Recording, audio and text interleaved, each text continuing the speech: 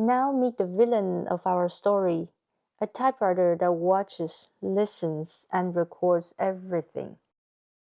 Whistler's silent partner is a Robotron 202, an electronic office typewriter made in East Germany in the 1980s. They were genuinely used by the Stasi at the time, also for documentation such as driving license and passports. The typewriter is almost always hidden in the dark, just like Whistler, a secret police officer.